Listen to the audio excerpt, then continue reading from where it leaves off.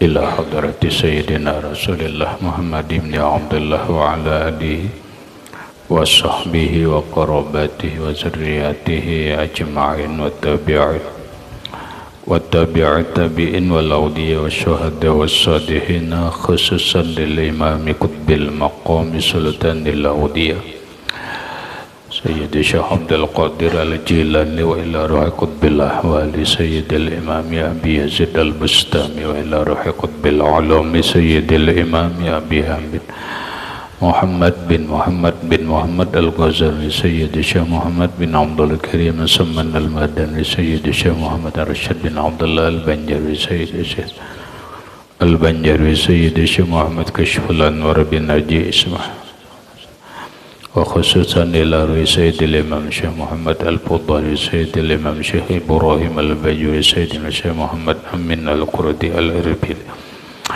Sayyidil Imam Yahya bin Syaraf An-Nawawi Sayyidil Imam Syekh Abdurrahman bin Abi Bakrin Jalaluddin As-Sayyati wa Sayyidil Syekh Muhammad Nawawi bin Umar Al-Bantani wa bi ahli sanadina al-muttasil ilaih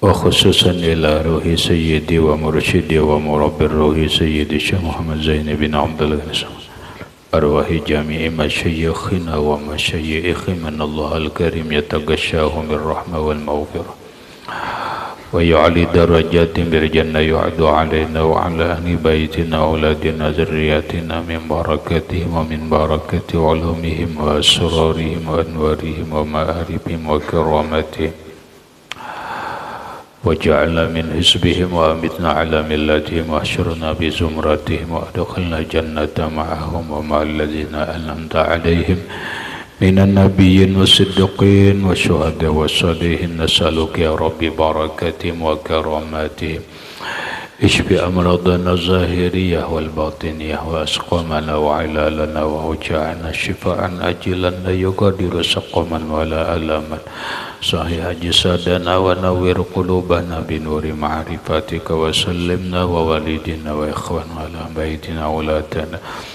من آفات الدنيا وفتنها وبلائها وجعلنا وإياهم من عبادك الصالحين ومن أولياءك المتقين ومن أهل الجنة الفردوس النعيم ومن أهل النظر إلى وجهك الكريم بسر النبي وأهل النبي لهم الفاتحة أعوذ بالله من الشيطان الرجيم بسم الله الرحمن الرحيم الحمد لله رب العالمين الرحمن الرحيم مالك يوم الدين إياك نعبد وإياك نستعين واهدنا الصراط المستقيم صراط الذين أنعمت عليهم غير المغضوب عليهم ولا الضالين آمين بسم الله الرحمن الرحيم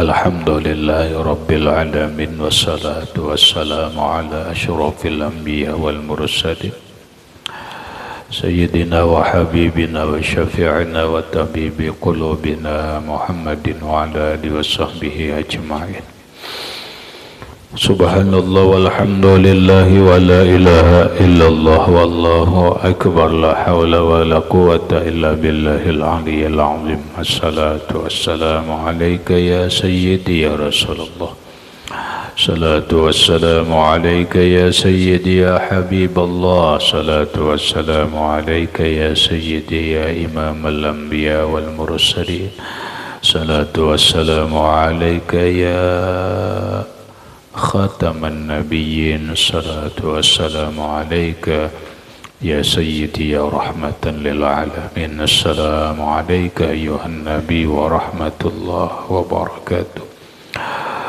قال المصنف رحمه الله تعالى نفعنا به وبعلومه في الدارين آمين وروي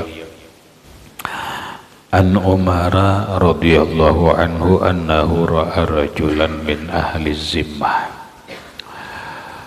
waruwiya dan diriwayatkan an Umar daripada Sayyiduna Umar bin Khattab radhiyallahu anhu annahu ra'a rajulan annahu bahwa ia Umar bin Khattab radhiyallahu an ra'a rajulan, melihat seorang laki-laki. Laki-laki ini tidak disebutkan namanya, namun kelompoknya disebutkan. Laki-laki ini min ahli zimmah, daripada orang yang bukan Islam, ahlu zimmah. Dalam pengertian khusus, ahlu zimmah itu adalah orang yang non muslim hidup damai di dalam lingkungan dan negara Islam. Yas'alu ala abwabin nas, orang non muslim ini minta-minta. Yas'alu itu minta-minta. Ala abwabin nas, di pintu-pintu manusia. Wa huwa syaikhun kabirun, dan dia seorang yang tua bangka. Rupanya orang non muslim ini kondisinya tua bangka, umur lebih daripada 60 tahun, mungkin 70, mungkin 80, bolehlah. Namun pekerjaannya yas'alun nas, yas'alu ala abwabin nas, ngetuk pintu rumah orang minta. Apa artinya? Minta. Kalau bahasa kita secara umum di Indonesia ini namanya pengemis.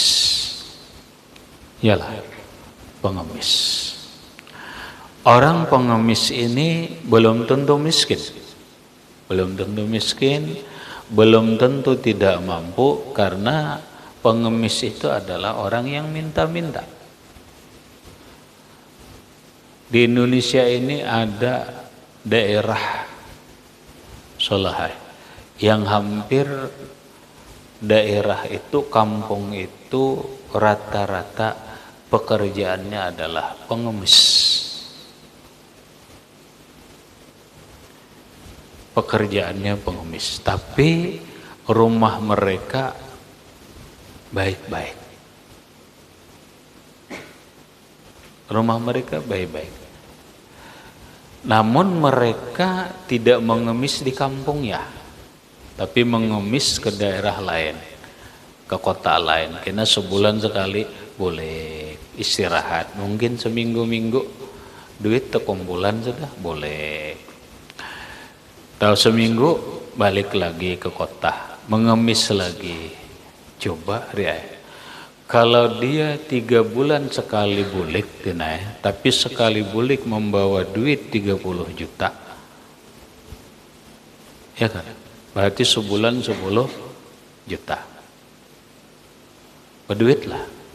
Baik kalau rumahnya di kampung, baik. Tapi bila inya ke ibu kota, bajunya cumpang camping, kadang-kadang diolah-olah. Biar orang nampak, biar orang kesian lah. Ini sebuah permasalahan yang ada di ibu kota ngarannya Riah. Kenapa? Karena ini ada bahasa orang ini, ada yang mengelola. Ada yang mengelola. Ini ada busnya Riah. Jadi dikelola. Ya beginilah kehidupan di ibu kota. Jadi kada semua pengemis itu orang miskin. Sekarang kita lihat yang dilihat oleh Sayyiduna Umar ini seorang laki-laki tua, bukan orang Islam atau non muslim, dia seorang non muslim. Pekerjaannya minta-minta di muka pintu rumah, di muka pintu rumah orang lain. Faqala lahu Umar radhiyallahu anhu,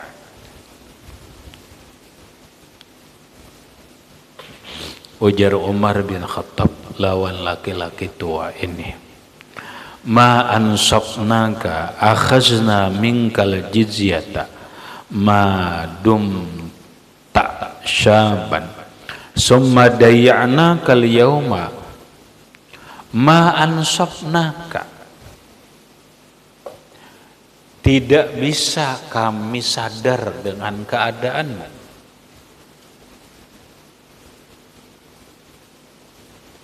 Tidak bisa kami sadar atau kami mengerti keadaanmu. Oh, kalau kayak ini kami gak bisa mengerti keadaanmu. Kenapa? Akhazna minkal jizyah.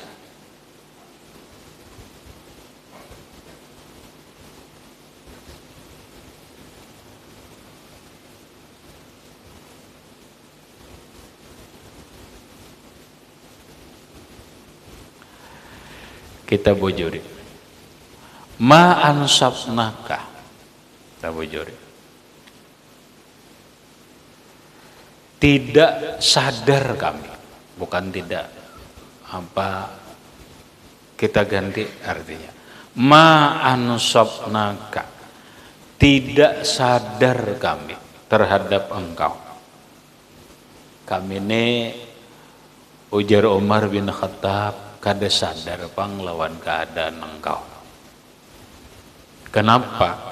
Akhazna minkal jizyata.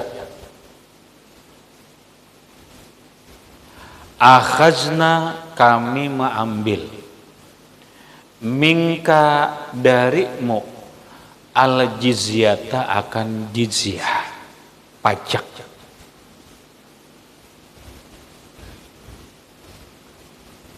Jizyah itu pajak. Madumta syaban selama engkau muda. Maksudnya biar jelas apa yang dikatakan Umar bin Khattab radhiyallahu anhu. Saat itu Umar bin Khattab radhiyallahu an seorang khalifah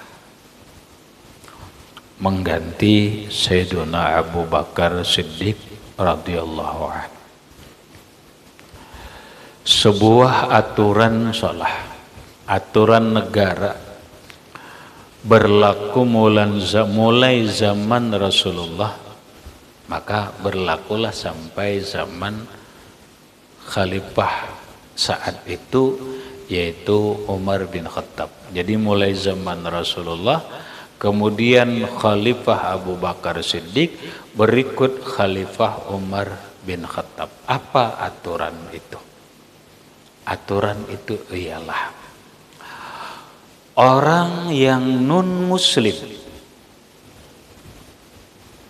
paham bahasanya Umar? Non muslim paham?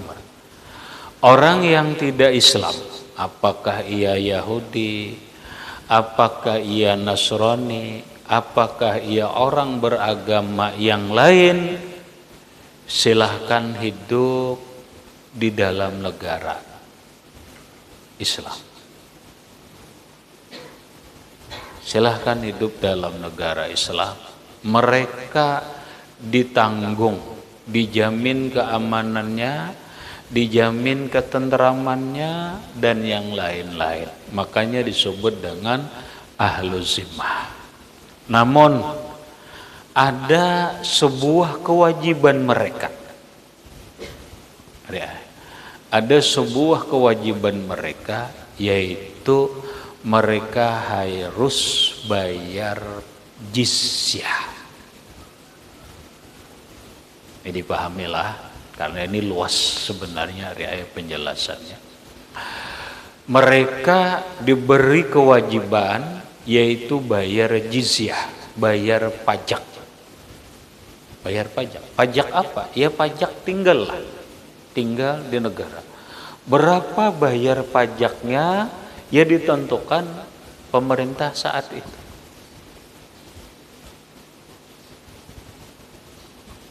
Itu jizyah. Nah, bahasa sekarang sama salah. Sepeda motor pakai pajak tuh jizyah ngarannya. Rumah bangunan pakai pajak, usaha pakai pajak, tanah pakai pajak, kita ini serba jizyah. Serba jizyah. Lalu pertanyaannya dulu, apakah jizyah itu dibenarkan dalam Islam? Paham salah? Jizyah itu, pajak itu sedari awalnya itu hanya diwajibkan untuk orang yang bukan Islam hidup di negara Islam. Sementara orang Islam sendiri itu tidak wajib bayar pajak. Namun bagi mereka yang punya kemampuan dan sudah sampai ketentuannya, mereka wajib bayar zakat, disisihkan untuk baitul mal, untuk negara. Paham? Ini bagian dari tata cara pengelolaan negara zaman dulu. Ya. Makanya timbul masalah. Sekarang ini umat Islam selahai mana dikenai pajak, mana dikenai zakat. Memang negara kita bukan negara Islam. Salah. Memang negara kita bukan negara Islam. Negara kita adalah negara Pancasila, negara republik. Ada yang disebut dengan aturan Islam, ada aturan negara.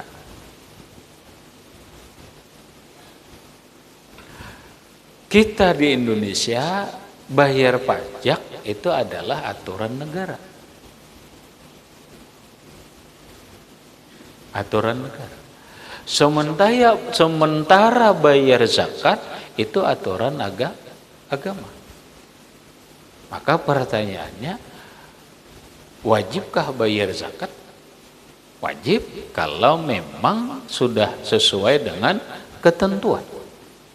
Wajibkah bayar pajak? Wajib kalau itu memang sebuah peraturan pemerintah. Yang kita hidup di dalam pemerintahan itu. Lalu dikaitakan, bolehlah orang sekaligus bayar pajak itu diniatkan zakat. Ini jadi masalah ya. Makanya tadi pembicaraannya sangat panjang. Di satu negara, di negara lain ya, itu kalau sudah bayar zakat untuk negara, ya sudah tidak bayar pajak. Sudah ini mencukupi pajak.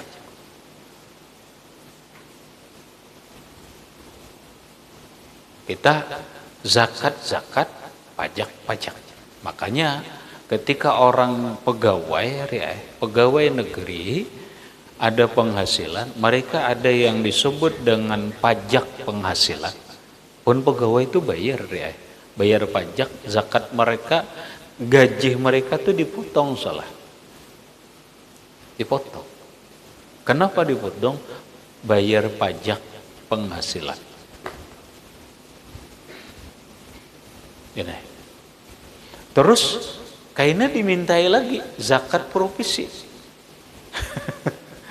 Kirim dia lagi zakat 2,5%, dikenal lagi zakat provinsi. Beginilah kondisi keadaan kita. Maka kita mikir ya. Kalau kita mikir-mikir betapa kayanya Indonesia ini. Paham? Betapa kayanya Indonesia ini. Tapi bertolak belakang dengan keadaan rakyatnya. Kenapa demikian? Coba kita buka pikiran kita. Apa protes, kritik, terserah aja deh. Ini sekedar kita membaca, kita memahami, biar orang pondok itu paham, supaya jangan sembarangan mengkritik pemerintah, supaya ada bahan kajian tentang keadaan negara kita. Negara kita ini punya penghasilan yang disebut dengan penghasilan negara, baik penghasilan sumber daya alam nang dikelola oleh pemerintah sendiri lewat BUMN, badan usaha milik negara. Itu bisnis salah, tapi milik negara. Ada. Negara ini punya penghasilan dari apa? Dari royalti. Pokoknya dari hasil tambang emas, tambang intan, biji besi, timah, apalagi? Salah apalagi? Hah? Apa? Batu bara. Ini penghasilan negara lewat bumi, lewat laut belum soleh, iwak, penghasilan iwak, belum lagi penghasilan apa? Penghasilan lewat nang lain-lain, ditambah pajak.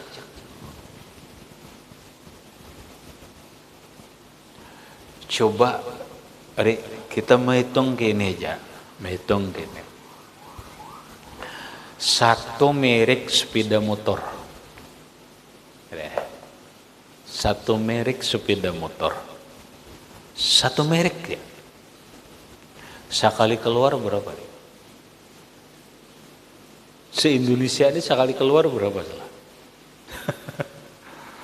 Kadang mungkin 1 juta lah, mesti lebih lah, mesti lebih lah. Nah sekarang sepeda motor berapa merek nih? Belum mobil berapa mir? Tahu pajaknya nih? Sepeda motor itu berapa pajak? Pajak barang. Pajak barang. Soalah neliti. Kayaknya belajar. Begitu nukar sepeda motor, lihati pajaknya berapa? Berapa ratus ribu ini pajaknya.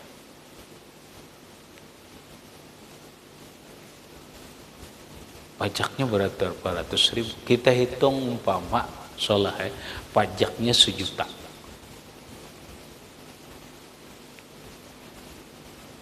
Itu masuk negara. Satu merek keluar 1 juta. 1 juta kali 1 juta berapa? Hari? Berapa? 1.000 kan kali 1 juta, 1.000 juta, 1 miliar. Ini 1 juta. Triliun lah, 1 T. Ini hanya untuk satu merek, belum merek ini, belum merek ini. Itu dalam jangka berapa? Mungkin kita anggap jangka setahun lah, keluar setahun sekian, sudah sekian. Ini hanya sepeda motor. Mobil berapa? Pajak rokok berapa? Kan berokok salah. Berapa pajaknya? Berapa persen? 30.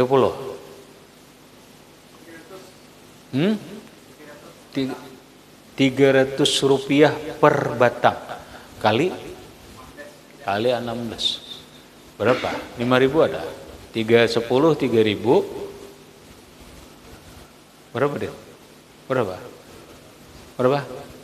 4.800. Itu sebiji itu aja, semerek aja.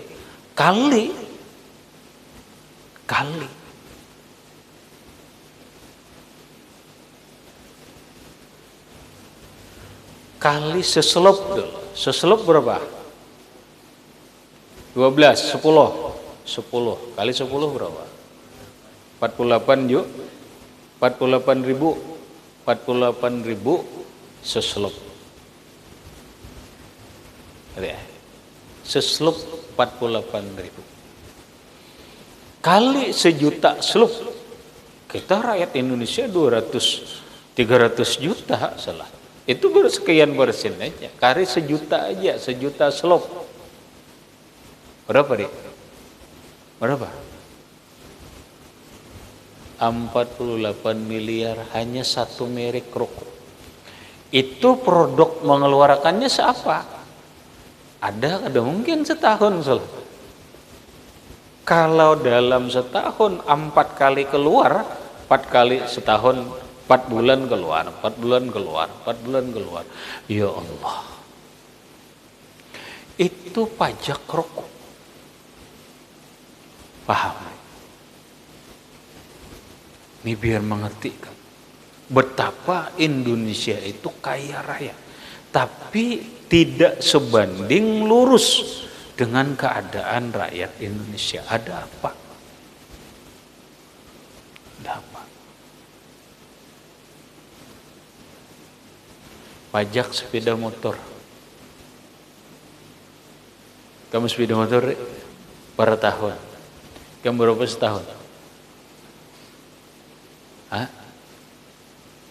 Andi kamu berapa? 200.000 aja sudahlah.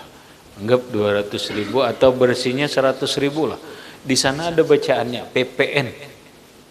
PPN itu aslinya pajak lah. Selebihnya ini bayar ini PPN-nya sekian, pajak sekian.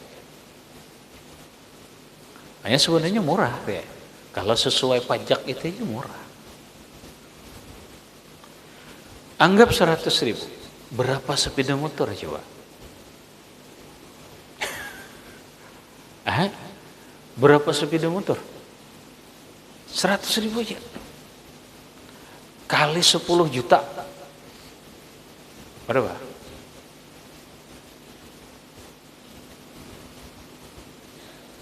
$100.000 kali 10 juta.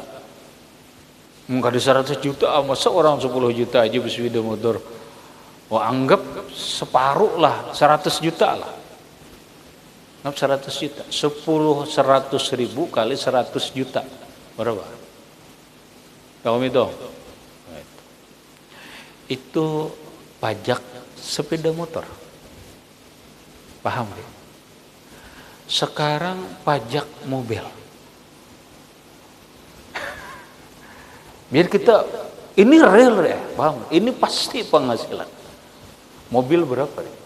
Tergantung tergantung pengeluaran mobil itu, kemudian tergantung sisi mobil itu. Ada nang pajaknya 3 juta. Ada nang pajaknya 15 juta setahun. Itu mobil. Paling rendah 1 juta. Ya kita kalkulasi rendahkan 1 juta aja. Berapa sepeda motor? Mobil berapa? Dengan semua mirip. Ya anggap orang bermobil se-Indonesia ini dari 300 juta adalah 100 juta. Ada banget kalau salah lah. Ayo salah. 1 juta kali 100 juta. Berapa? Kali aja kan. Kali aja. Ini pajak mobil. Pajak apa lagi salah? Pajak rumah, bangunan. Ada pajak salah? Ada. Berapa? Pajak apa lagi? Pajak penghasilan. Aku pernah ceramah dulu wallahu alam, sekarang kayaknya potong pajak guru aja. Ayo, ada jadi masalah. Oh, jurang kayak ini kah? Tahu aja bener ya. Oh, mau pajak rupanya. Apa? Pajak penghasilan. Wajar lah. Orang ada bahasa ini ada pembukuannya deh. Ini anggap penghasilan. Padahal berapa ada soleh. Tapi ada pajaknya. Nah, belum orang toko lihat. Mana pajak toko, mana pajak penghasilan. Ada lagi? Oh ada. Ada pajak penjualan. Makanya ada kantor PPATK. salah berjual tanah lah, payu sekian, bayar pajak kap 5%. Kalau 100 juta berapa tuh 5% berapa? Hah? 5% dari 100 juta berapa? Hah? Iya. Masa 20 juta? 5% aja. Hah? Berapa? 2 juta. Sekarang berapa? Itu nang 100 juta ya. Orang berjual CM seapa, waduh. Pajak apa lagi? Banyak selain ngaran pajak. Lalu bahasa Arab ngarannya jizyah. Nang kita pahami selain. Menurut pengamatan sebahagian orang, Indonesia ini aturan makmur, tidak ada lagi miskin. Kemana kekayaan kita? Kemana hasil negara kita?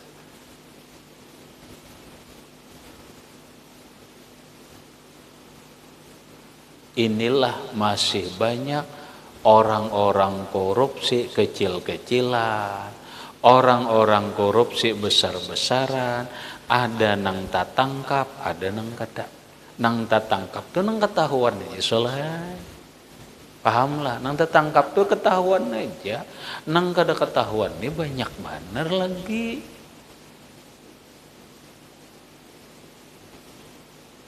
Inilah beratnya tanggung jawab pemerintah dalam menghapus atau penegakan hukum atau dalam membasmi korupsi. Kada gampang-gampang. Tandangar salah BLT dipotong tuh korupsi salah. Iya kada? Orang dapat BLT sekian dipotong umpamanya korupsi. Itu kecil-kecilan gitu salah. Nang kakak itu dikorupsi juga.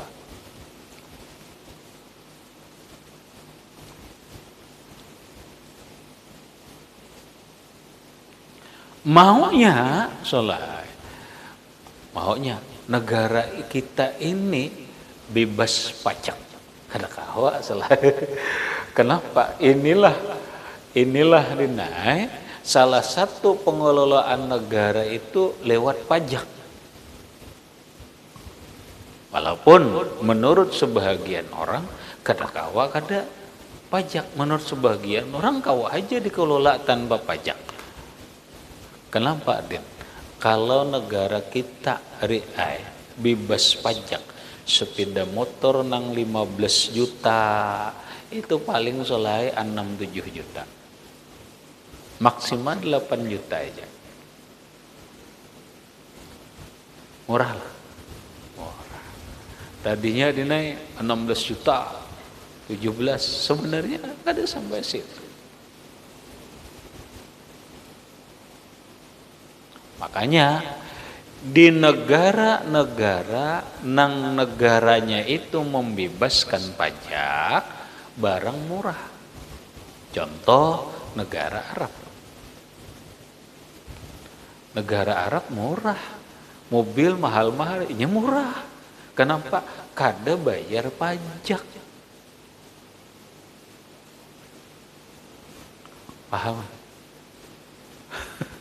Kada bayar pajak.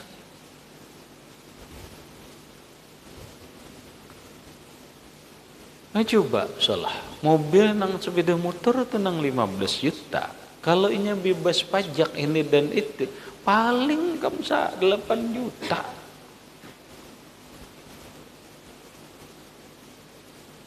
Hanyar bisa kada sampat. Maka adalah sekarang yang disebut solai penyelundupan barang mewah murah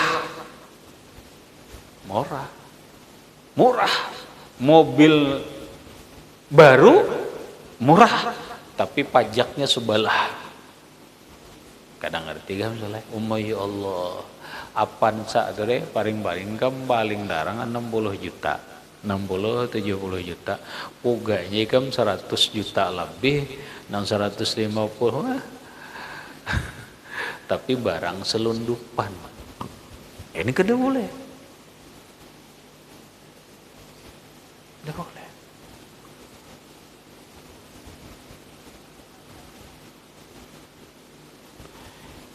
Kamu ke luar negeri nukar barang murah, tapi kada boleh banyak membawa. Paling sebuting 2. Bila banyak membawa, ngarannya menyelundupkan barang, maka kawan jual murah. Nukar jam sulai di luar negeri paling harganya 1 juta umpama. 1 juta. Jika Indonesia bisa 5 jutaan sulai kan? Kenapa? Karena bayar pajak. Kalau nukar langsung kada bayar pajak. Di negara nang kada bayar pajak. Pertanyaannya, kapan negara kita bebas dari pajak? Hilafah, orang hilafah. Ujar orang hilafah, bila inya hendak kada berpajakan, kita diriakan negara khilafah. Terus hancur-hancuran dulu lah. Kada bisa. Kada bisa. Permasalahannya bukan kesalahan pajaknya, tapi pengelolaannya. Paham salah? Pengelolaannya nang harus sesuai dengan aturan. Kemana pengelolaan nih, sekian pajaknya, ketinggian nih menyakiti rakyat nih. Kemudian hasilnya kemana akan? Kadang-kadang itu tadi. Itu tadi. Masuk kantong pribadi, korupsi.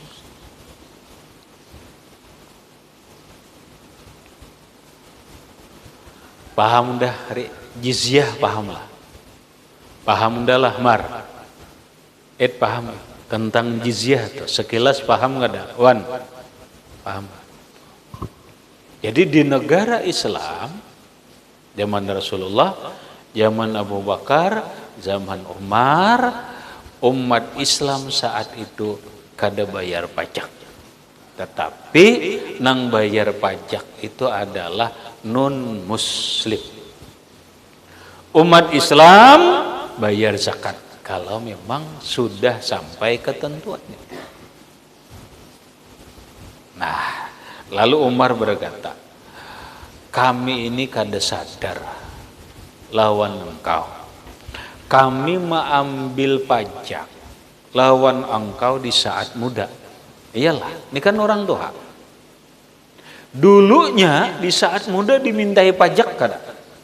Iyalah, dimintai pajak. Summa dayakna kal yauma, kemudian kami sekarang menyia-nyiakan engkau. Ya Allah, mana salah aku merinjing soalnya Umar bin Khattab kayak ini. Dulu engkau saat muda kami pintai pajak. Sekarang kenapa engkau kami kada sadar, kami menyia-nyiakan engkau sekarang ini sudah tua. Aturannya kami memperhatikan engkau sebagaimana engkau dulu bayar pajak di saat muda. Paham, Rik?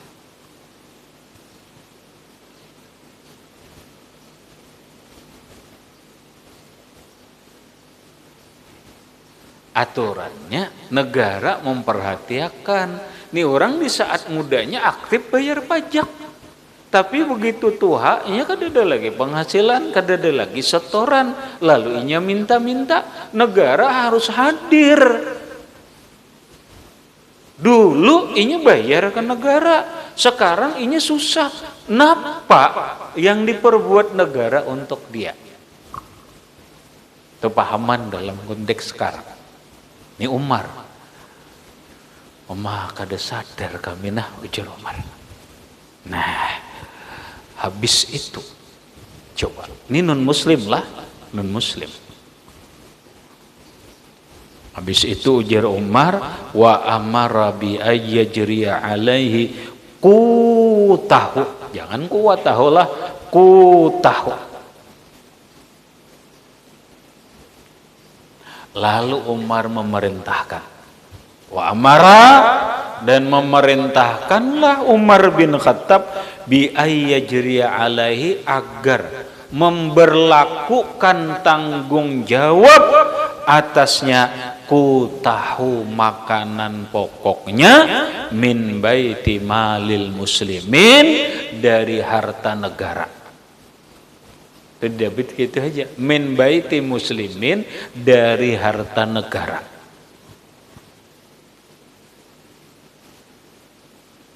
Bahasa kita sudah ini masukkan orang ini dalam penerima apa? Penerima bantuan agar kehidupannya, makanan pokoknya ditanggung negara. Kada usah laginya minta-minta. Kada usah lagi minta-minta. Ayo coba kita perhatikan negara kita.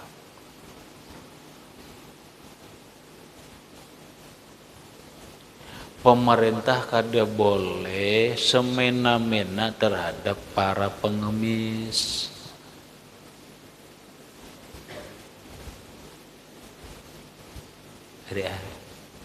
Tidak boleh. Semestinya mereka itu ditanggung kehidupannya oleh negara. Napa nang ditanggung? Makanan pokoknya aja. Berapa sebulan? Di negara makmur ya, di negara makmur Korea dan yang lain-lain tidak boleh ada pengangguran.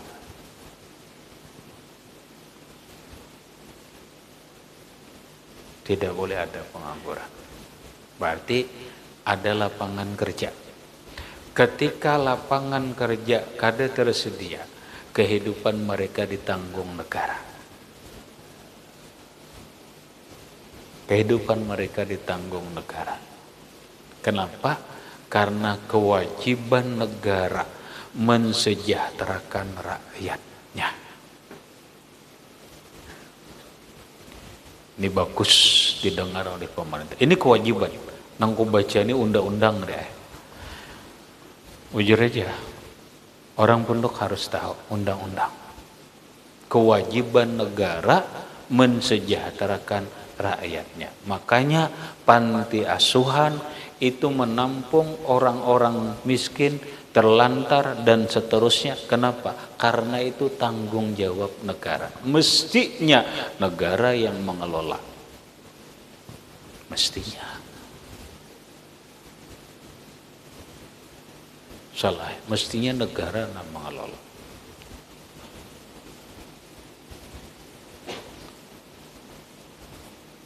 Paham, Rik? Kok kisah ini siapa tahu ada pejabat nang mendengar, siapa tahu kena ada jadi pejabat. Nih kayak ini na Umar bin Khattab.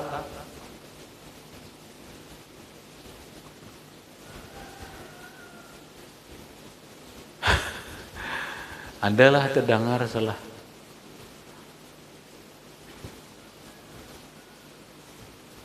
Kayak itu. Nah makanya ada sekarang ini yang disebut prakerja. Itu salah satu sebenarnya orang pengangguran digaji.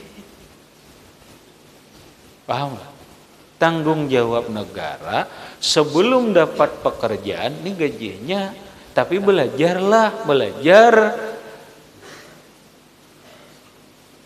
Asal kayak itu, prakerja tuh kayak itu. Ini pelajarannya ada, nih. Nah kayaknya bila sudah bisa, selama belajar diberi duit nih. Kayaknya bila sudah bisa, ada lagi berikutnya ngarannya dimodali oleh pemerintah. Ada pula ngarannya setelah aturan kayak itu. Itu bentuk tanggung jawab negara. Paham salah? Nah, mungkin aja soalnya masyarakat kita nih ya Allah.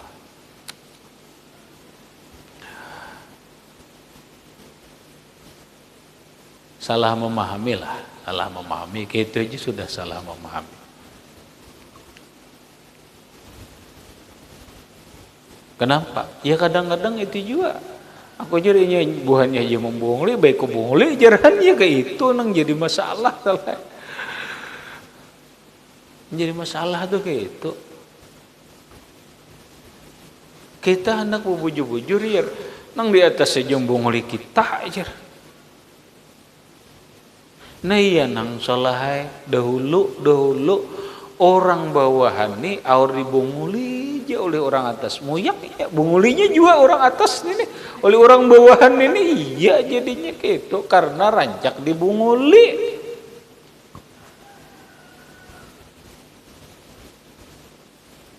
Paham Rik?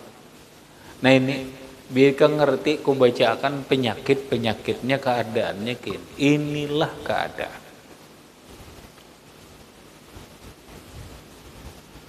Di mana jadi kamu tahu? Memang kayak itu faktanya kada usah belajar, kada usah bertakon di mana tahu.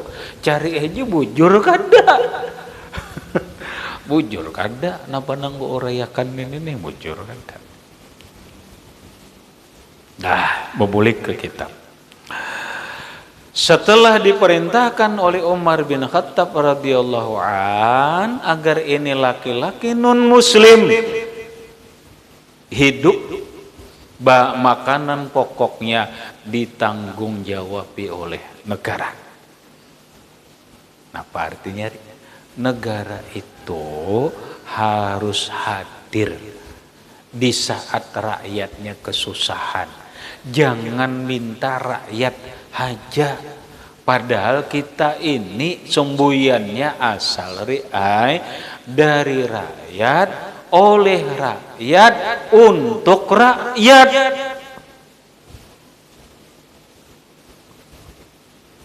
Paham gak?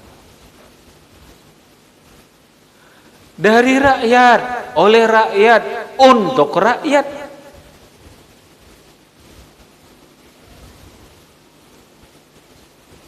Itu orang-orang anggota DPR tuh. Nah milih siapa?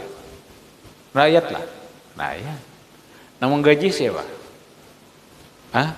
Menggaji siapa? Rakyat. Udah dia gaji. Duit pajak nih. Kamu jangan mengira deh jalan apa nih duit pajak aja. Duit negara tapi hasil pajak apa? Makanya aneh. Dari rakyat diberi makan nih oleh rakyat, aturan untuk rakyat. Takun ije kamu orang mana bujur lah, memang kayak itu semboyannya gitu. Nah Umar bin Khattab sadar itu artinya nampak walaupun orang Islam, walaupun negara Islam, kalau ada orang nang kada Islam susah bentuk. Kalau ada rakyatnya nang susah, negara harus hadir walaupun dia bukan beragama Islam.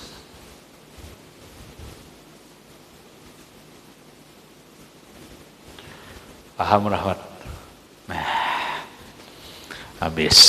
Kemudian warwiyah an aliin radhiyallahu anhu ila akhirih wallahu subhanahu wa ta'ala a'lam bissawab.